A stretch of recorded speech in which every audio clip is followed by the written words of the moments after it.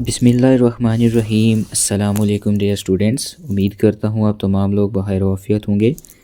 आज lecture number 6 में हम लोग गैस लॉज को डिस्कस करेंगे। हम लोग heat and thermodynamics unit 8 from class 11 physics by National Book Foundation discuss कर रहे हैं। सबसे पहले हम लोग देखते हैं कि गैस लॉज का क्या तारुफ़ है, गैस लॉज से क्या मुराद है, इनकी क्या डेफिनीशन है। अभी जो मैं बात आप लोगों को बताने वाला हूँ इसको एक दफ़ा गौर से सुनिएगा, आपको डेफिनीशन क्लियर हो जाएगी। बच्चों देखें, किसी भी गैस के लिए उस गैस का अगर हम टेम्परेचर और प्रेशर ये दो क्वांटिटीज़ को चेंज करते रहें तो उस गिवन अमाउंट ऑफ गैस का वॉल्यूम किस तरह से इफ़ेक्ट होगा, इस चीज़ की स्टडी का नाम क्या है, gas laws. That is the relationship between volume of given amount of gas and the conditions like temperature and pressure are called gas laws। बात समझ में आ गई है। अब इसमें जो हमारे पास फर्स्ट लॉ है वो है बॉयल्स लॉ। ठीक है, तो देखें बॉयल्स ने क्या कहा कि अगर आप यूं करें कि टेम्परेचर को कांस्टेंट रख दें, ठीक है, तो उस सूरत में क्या होगा कि फिर वॉल्यूम और प्रेशर जो है आपस में वो क्या हो जाएंगे, वो इन्वर्सली प्रोपोर्शनल हो जाएंगे एक दूसरे के। ठीक है, इस चीज़ को मैथमेटिकली हम लिख सकते हैं V is inversely proportional to 1/P या PV is equals to constant. ठीक है, क्योंकि हमने डेफिनीशन में यही बात कही ना कि टेम्परेचर और प्रेशर वॉल्यूम को कैसे इफ़ेक्ट करेंगे। तो बॉयल्स ने किस चीज़ को स्टडी किया कि टेम्परेचर और प्रेशर में से अगर हम टेम्परेचर को कांस्टेंट रखते हैं तो फिर वॉल्यूम और जो आपके पास है वॉल्यूम और जो आपके पास है प्रेशर, ये एक दूसरे के क्या होंगे, इन्वर्सली प्रोपोर्शनल होंगे। Got it. अच्छा, इस चीज़ को अब हम एक्सप्लेन करते हैं जी। एक्सप्लेनेशन में देखिए ज़रा क्या कहता है कि for a system of an ideal gas, ठीक है, of a fixed quantity and constant temperature, the pressure and volume of gas are related by the Boyle's law. To find this relation we use the ideal gas equation। तो हम ideal gas equation पढ़ चुके हैं कि वो क्या होती है, PV is equals to nRT। इसमें अगर आप इक्वेशन की लेफ़्ट हैंड साइड पे देखेंगे तो जो इक्वेशन की लेफ़्ट हैंड साइड है PV, इसमें P प्रेशर, V वॉल्यूम है, और राइट हैंड साइड पे N number of moles, R जो है वो जनरल गैस कांस्टेंट और T टेम्परेचर। अब अगर आप राइट हैंड साइड पे देखें तो ये तमाम क्वांटिटीज़ कांस्टेंट हैं, तो देयरफॉर इसको हम लिख सकते हैं PV is equals to constant, या जिसको हम V is inversely proportional to 1/P भी लिख सकते हैं। Is that clear.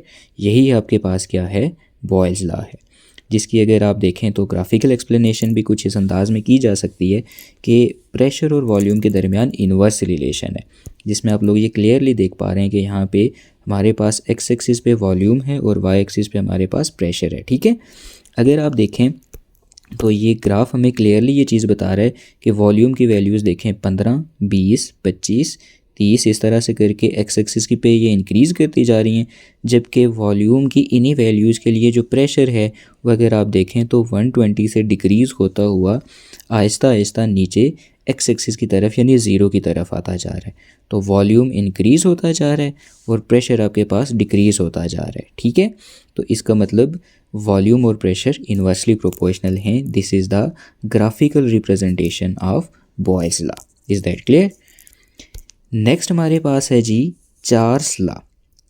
Charles law क्या कहता है, देखें जैसे बॉयल्स ने कहा था कि जो टेम्परेचर और प्रेशर का इफ़ेक्ट है वॉल्यूम पे, उसमें से अगर टेम्परेचर को कांस्टेंट रख दें तो प्रेशर और वॉल्यूम इन्वर्सली प्रोपोर्शनल। जबकि चार्ल्स ने क्या कहा कि अगर हम ये कर लें कि प्रेशर को कांस्टेंट रख दें तो उस सूरत में आपके पास जो वॉल्यूम और टेम्परेचर है वो आपस में क्या होंगे, वो आपस में डायरेक्टली प्रोपोर्शनल होंगे। ठीक है जी, the volume of given amount of gas at constant pressure is directly proportional to the absolute temperature, that is V is directly proportional to T या V/T is equals to constant. भी यहाँ से एक और बात आपके माइंड में ये रहनी चाहिए कि दो चीज़ें अगर आपस में डायरेक्टली प्रोपोर्शनल हैं तो उनकी रेशो सेम रहती है, जबकि दो चीज़ें अगर आपस में इन्वर्सली प्रोपोर्शनल हैं तो उनका प्रोडक्ट कांस्टेंट रहता है। ठीक है, ये कहीं आपको MCQ सॉल्व करते हुए इस तरह की जो ट्रिकी चीज़ें होती हैं ये पता होनी चाहिए। तो इसी चीज़ को अगर हम ग्राफिकली एक्सप्लेन करें तो देखें, ग्राफ की सूरत में भी हम इसको एक्सप्लेन कर सकते हैं कि टेम्परेचर को हमने ले लिया एक्स एक्सिस पे, वॉल्यूम को हमने ले लिया वाई एक्सिस पे। ये हमारा ओरिजिन वाला पॉइंट है जहाँ पे टेम्परेचर की वैल्यू तो आप देखें ज़ीरो पे होगी, ठीक है, लेकिन अगर आप देखें तो वॉल्यूम हमारे पास ज़ीरो पे नहीं है, जो कि एक सिंपल सा कंसेप्ट है, कॉमन सी बात है। देखें ना, जिस रूम में आप बैठे हुए हैं, अभी सर्दी का मौसम है, अगर रूम का टेम्परेचर 0 डिग्री भी हो जाए तो उस रूम में मौजूद एयर, उसका वॉल्यूम ज़ीरो तो नहीं ना होता। अच्छा, इस बात का क्या मतलब हुआ कि आपके पास बेशक टेम्परेचर 0 डिग्री भी हो तो उस सूरत में भी आपके पास वॉल्यूम ज़ीरो नहीं होता है। अगर आपने वॉल्यूम को ज़ीरो करना है तो टेम्परेचर को आपने फिर नेगेटिव डायरेक्शन में इंक्रीज़ करना होगा।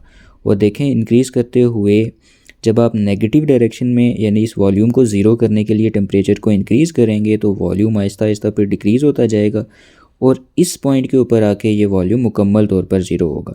और इस पॉइंट के ऊपर जो टेम्परेचर की वैल्यू होगी वो होगी -273 degree, which is known as absolute temperature, ठीक है, या एब्सोल्यूट ज़ीरो टेम्परेचर आप कह सकते हैं। ये वो टेम्परेचर होता है जिस पे तमाम मालिकुलर मोशंस क्या हो जाती हैं, स्टॉप हो जाती हैं। बहरहाल यहाँ पे जो बात बताने वाली है वो ये है कि अगर आप टेम्परेचर को इंक्रीज़ करते हैं ऑन द एक्स एक्सिस इस जानिब, तो आपके पास वॉल्यूम भी इंक्रीज़ होगा on the along the Y axis, ठीक है, विच शोज़ दैट कि टेम्परेचर और वॉल्यूम आपके पास क्या हैं, डायरेक्टली प्रोपोर्शनल है, प्रोवाइडेड दैट कि आपके पास जो प्रेशर है वो क्या रहे, कांस्टेंट रहे, ठीक है जी। अच्छा, इस तरह से हमारे पास जो लास्ट लॉ है हमारा वो है गे लुजेक लॉ। अब इसने ये कहा कि भाई बॉयल्स ने तो टेम्परेचर को कांस्टेंट रख दिया, चार्ल्स ने प्रेशर को कांस्टेंट रख दिया और प्रेशर और टेम्परेचर का रिलेशन बता दिया वॉल्यूम के साथ। अच्छा, अगर यूँ कर लूँ मैं कि वॉल्यूम को ही कांस्टेंट रख लूँ एट कांस्टेंट वॉल्यूम, तो तब क्या होगा।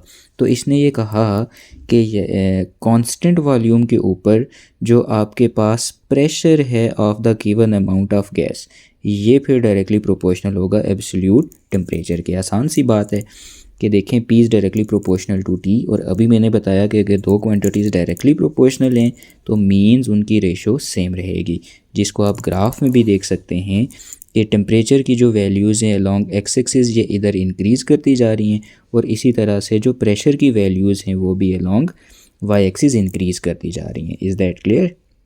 तो टेम्परेचर को अगर आप बढ़ाएंगे तो जो आपके पास प्रेशर है वो बढ़ेगा, और टेम्परेचर को कम करेंगे तो जो प्रेशर है वो कम होगा। इसकी मैं थोड़ी सी अगर आपको एक्सप्लेनेशन बताता चलूँ तो वो इस वजह से है, देखें ना, जैसे मेरे पास यहाँ पे ये एक कंटेनर है, इसमें मैंने ये गैस के मालिक्यूल्स इंक्रीज़ करके रखे हुए हैं। अगर इसको मैं क्या करना शुरू कर दूँ, हीट करना शुरू कर दूँ, ठीक है, अगर इसको मैं क्या करना शुरू कर दूँ, हीट करना शुरू कर दूँ, तो हीट करने से क्या होगा, ये मॉलिक्यूल्स इस हीट को जज़्ब करके तेज़ी से मूव करना शुरू करेंगे ना, तो उनकी काइनेटिक एनर्जी बढ़ेगी। तो जितनी ये तेज़ी से मूव करेंगे उतनी तेज़ी से ये वॉल ऑफ कंटेनर पे भी टकराएंगे, एक दूसरे पे भी टकराएंगे, तो प्रेशर बढ़ रहा है ना, क्योंकि हीट एब्जॉर्ब करने से टेम्परेचर बढ़ेगा, तो टेम्परेचर के बढ़ने से प्रेशर बढ़ेगा। इस दैट के इस तरह से अगर आप इसको कूल करेंगे तो मॉलिक्यूलर मोशन जो है वो सीज़ होगी, जिससे जो कोलिजन है वो फोर्स कम लगेगी, जिससे प्रेशर आपके पास क्या होगा, कम होगा। तो ये थे हमारे गैस लॉज, जो कि MCQs के रेस्पेक्ट से थोड़े इंपॉर्टेंट इनमें पॉइंट्स हैं। तो आई गेस के ये तमाम बातें आप लोगों को क्लियर होंगी। किसी भी किस्म का कोई कन्फ्यूजन है तो आप लोग कमेंट सेक्शन में अपने फीडबैक के साथ पूछ सकते हैं। वीडियो अगर हेल्पफुल लगी है तो आप लोग वीडियो को लाइक कर लीजिए, अपने दोस्तों के साथ शेयर करके। मोर लेक्चर्स के लिए चैनल को सब्सक्राइब कर लीजिएगा। नेक्स्ट लेक्चर में मुलाकात होती है with first law of thermodynamics. तब तक के लिए अपना ख्याल रखिएगा। Peace out.